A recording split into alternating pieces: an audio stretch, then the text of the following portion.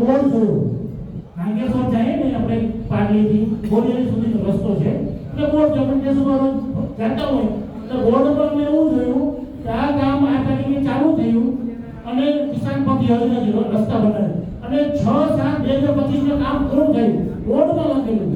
અમને નજર પડ્યું અમે 6 કિલોમીટર સુધી જે કામ ક્યાંક તો પૂરું થયું ને 6 કિલોમીટર સુધી મિત્રો 1 કિલો પણ ડામર નતો લઈ બોર્ડ માં દીધો તો કે આ કામ પૂરું થઈ ગયું. આ દોડ કોમ્પની લોકો કહ્યું, આપણે લાઈવ કર્યું, પ્રશ્નો પૂછ્યા, બીજાથી કલમ મારીને બાકી તમારી આ પ્રિન્ટેડ મિસ્ટેક છે. આપણે અવાજ ઉઠાવવી પડશે, આપણે પ્રશ્નો પૂછવા પડશે. જો આપણે નહીં પૂછીએ આ લોકોને એકવાર પીવાની જરૂર નથી, એકવાર કાંટો કાઢી નાખવાનો હોય. જો રોજ કાંટો લાગતો હોય તો એકવાર કાંટો કાઢી નાખાય. આ કામ આપણે આગામી ચૂંટણીઓમાં કરવાનો છે. તો હવે પ્રકાશભાઈ સોરી થોડું પ્રોટોકોલ તૂટશે કેમ છે વીરુભાઈ કે મારે બે શબ્દો કેવા છે તો વીરુભાઈને વીરુ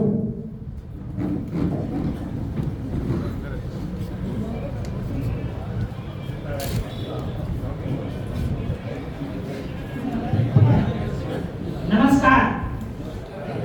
તમારા આંગણે આવ્યા તમે આમ નબળો પકારો મને આપશો તો મજા નહીં આવે. તમે તો અમારી તાકાત છો. ફરી પાછો બોલું નમસ્કાર. આ મજા આવી જોઈએ કારણ કે સૌથી વધારે આ વર્ષમાં જો મને ક્યાંયથી ફોન આવ્યો હોય ને તો આ ભોગાતમાંથી આવ્યા છે. એટલા માટે મારે બે શબ્દ ભોગાત વચ્ચે આજે રાખવા છે. સૌથી વધારે ભોગાત ગામમાંથી મને કોલ આવ્યા છે અને એક માણસ આમાંથી એમ ના કહે કે વીરુભાઈ અમારો કોલ નથી ઉપાડ્યો, અમને જવાબ નથી દીધો. મારે બે ચાર જ વાતો તમારી વચ્ચે કરવી છે. આમ આદમી એટલે શું અને ભાજપથી દૂર શું કામ રહેવું એની બે ચાર જ વાતો મારે કરવી છે અને તમે દિલમાં ઉતારજો. આપણે શું કહ્યું અત્યાર સુધી? હવે હું ક્યારેય કોઈનો વિરોધ ન કરતો, પણ જ્યાં સુધી આપણને સત્ય ખબર ના હોય અને જ્યાં સુધી આપણને જે જોઈએ છે મળે નહીં ત્યાં સુધી આપણે માય કાંગલા છે. એટલા માટે હું કહું છું કે વિધાનસભાનું ગૃહ છે ને એ ગુજરાતની પબ્લિક માટે સૌથી ઉત્તમમાં ઉત્તમ ગૃહ છે. જેમને આપણે 35 વર્ષ સુધી હું વ્યક્તિગત ક્યારેય કોઈ વ્યક્તિનો વિરોધી નથી. જ્યારે તમને યોગ્ય ન્યાય ન મળે, આપણું જે હકનું છે એ ન મળે, એના માટે આપણે અવાજ ઉઠાવવો જોઈએ અને એના માટે આપણી રજૂઆત હોવી જોઈએ.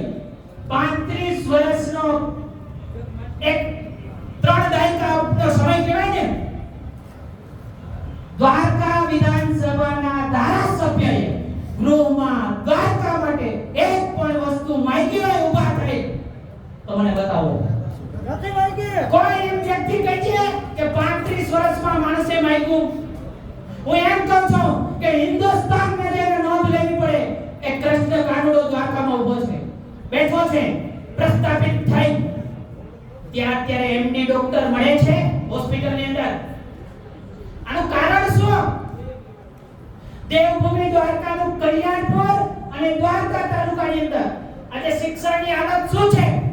હું અહીંથી ભોગાત ગામથી ચેલેન્જ મારું છું આપણા ધારાસભ્યને અને શિક્ષણ મંત્રીને કે 2 કલાક મારી સામે બેસો, કારણ કે 15 વર્ષથી શિક્ષણમાં જોડાયેલો માણસ છું એટલે કહું કે 2 કલાક મારી સામે બેસો. ગુજરાતનું શિક્ષણ કેમ બદલે ને એ તમને શીખવાડું. અને કેટલા શિક્ષક બને છે? આપણે મત આપણા બાળક માટે લઈએ છીએ. નેતાનું કામ શું છે? સારી સ્કૂલ હોવી જોઈએ, સારા રસ્તા હોવા જોઈએ. છે રસ્તા સારા? તો આપણે મત શેના દીધા? તમારી ઘેર કે મારી ઘેર ધારાસભ્ય નહીં આવે તો ચાલશે, પણ આપનું હકનું હોય ને એને આપવું પડે. આજે હોસ્પિટલો, સરકારી હોસ્પિટલોની હાલત શું છે? તમારા ગામની વચ્ચે હું ચોક્કસ આંકડો આપું કે ભોગાત ગામની અંદર 1 થી 5 ધોરણમાં 112 બાળક વચ્ચે શિક્ષક કેટલા છે? મહત્વનો મુદ્દો આ છે. 2 શિક્ષક શું કરી શકવાના? કાંઈ ન કરે. આટલી તો સરકારી યોજનાઓની માહિતીને આપવી પડે, ચૂંટણીના કામ કરવા પડે, તો બાળકને ભણાવશે કોણ? આ આપણે આત્માથી પૂછવું પડશે. હું મારી દરેક સ્પીચમાં કહું છું અને ફરી પાછો આજે કહું છું કે કે આપણે ગુલામ કેમ થયા ને આપણે આઝાદ કેમ થયા ને ભણાવવાની જરૂર નથી. આપણે ગુલામ કેમ થયા છે ને ભણાવવાની જરૂર છે. આજે આપણે શાસક પક્ષના ગુલામ થઈ ગયા છે. બીજી વાત કે તમારે આ ગામની અંદર કંપનીએ ખૂબ કામ કર્યું. હું વિકાસને ક્યારેય ના નથી કહેતો, વિકાસ થવો જોઈએ, પણ ખેડૂતનો ભોગ નહીં. તમે એના સાક્ષી છો.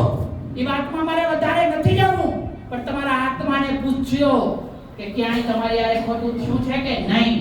અને જો તમારો આત્મા એમ કહે કે આ ખોટું થયું છે તો જ આગળ. હું એમ નથી કહેતો કોને મત આપવો, ક્યારેય નહીં કહું, પણ તમારા આત્માને પૂછજો. ખંભાળિયા આવડી હોસ્પિટલ છે. હું દ્વારકાના ધારાસભ્ય, મિનિસ્ટર અને સાંસદ શ્રીને કહું છું કે તમે 1.5 કરોડનું સીટી સ્કેન મશીન હોસ્પિટલની અંદર લગાવી દો. મારો મત ભાજપને ખુલ્લેઆમ આપીશ. કારણ કે આ જનતાનો મુદ્દો છે, આ જનતાની સેવાનું છે. ન લાગી શકે, પણ એનું કારણ એક છે, પંચાયત તો કે દીધી, જિલ્લા પંચાયત તો કે દીધી, ધારાસભા તો કે દીધી અને સાંસદ તો કે દીધી. ભોગવો, બીજું કાંઈ કારણ નથી. જ્યાં સુધી તમે નહીં જાગો ને ત્યાં સુધી આપણે ભોગવશું.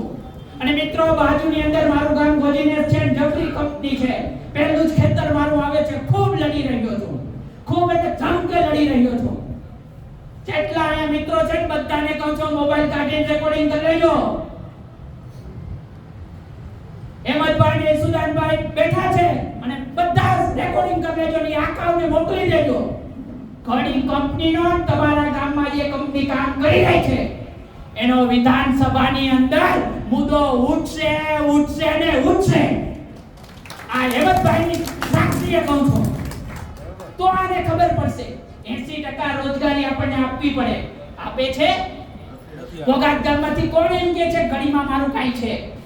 સૌથી નુકસાની તો આપણને કરે છે. નેતાની ફરજ આ હોવી જોઈએ.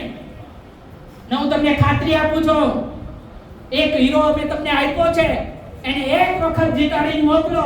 સત્તા એટલે શું, સંકલનની મીટિંગ એટલે શું અને જિલ્લા સદસ્ય શું એ તમને ભોગાતવાળાને બતાવી દેશું. આવું તમને ખાતરી આપું. પણ એક વખત તો આંગળીનું નિશાન ચેન્જ કરો, તમારી આત્માને જગાડો. અને અમે કામ ન કરીને તો હું તમને ચેલેન્જ મારીને કહું છું, લાત મારીને કાઢી દેજો. અમારો મુખ્ય ધ્યેય જ લોકોના કામ કરવાના છે. આજે બંધણી ડેમ છે, એમાં સત્તા પરના આટલા ખેડૂતોના મને ફોન આવે છે, બીરુભાઈ અમારો ડેમ બન્યો તે દિવસનો રસ્તો નથી બન્યો. આ લાયકાત કહેવાય? સત્તા પક્ષના નેતાઓની આ ફરજ હોય. કરે છે? સત્તા પક્ષના નેતા 100% કામ કરે. કોઈ પણ નેતા કામ કરે, પણ જાગવું પડે પબ્લિકને. હું બહુ સભાનતાથી કહું છું, માત્ર ને માત્ર વાક આપણો છે. શું કામ? 2000 માં વેચાઈ ગયા, દારૂની બોટલમાં વેચાઈ ગયા, દેશી ભૂંગિયામાં વેચાઈ ગયા. એનો પરિણામ હવે જ્યારે અવસર આવે ને ત્યારે આમાં કોઈ માનવ પડતા, પણ એક વખત તમારા આત્માને પૂછજો. અને હું તો એમ કહું છું કે આપણે 4-5 વર્ષે પાક બદલાવી નાખી તો આના બહુ જાજા ટાઈમ થઈ ગયો. આ વ્યવહારિક વાત છે મારી. હવે આ સિંધડી ડેમમાં ખેડૂતોનો રસ્તો ન બને, આ વ્યાજબી કહેવાય? કોણ નેતા છે એની હાંકડું? ભોગાતની અંદર આટલો ઉર્જાનો પ્રશ્ન આવ્યો છે, સત્તા પક્ષનો એક નેતા એમ કહે કે હું ખેડૂત પાસે ઊભો જાહેર જીવનમાંથી રાજીનામું મારું. કોણ કહે છે હું ખેડૂત પાસે ઊભો? તો નેતાનું શું કામ હોય? નેતાને આ કામ કરવાના હોય છે.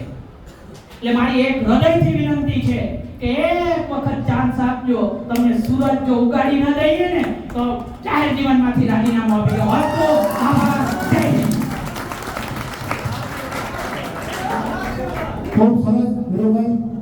હવે એક બધા મિત્રોને વડીલોને વિનંતી છે, તમારા ખિસ્સામાં મોબાઈલ છે, એકવાર મોબાઈલ કાઢી દો. હું તમને એક નંબર બતાવું છે ને, સામે દેખાય છે ને 95 એના પર એકવાર બધા મિસ કોલ મારો. બધા મિત્રો 95 પર એકવાર બધા ફોન કરો એટલે ઓટોમેટિક કમાઈ જશે. વિનુભાઈ કીધું ને કે આ સરકાર જુદા બની ગઈ છે. હમણાં 2-4 દી પહેલા મેં ન્યૂઝ કટિંગ જોયું હતું કે 8-9 કલાક જે કાયદો હતો એ કાયદો હવે એ લોકો 12 કલાકમાં લઈ ગયા. એટલે 12 કલાક કાયદો થતો મિત્રો વિચારો કે આપણે કેટલું મોટું નુકસાન થાય. કંપનીમાં એક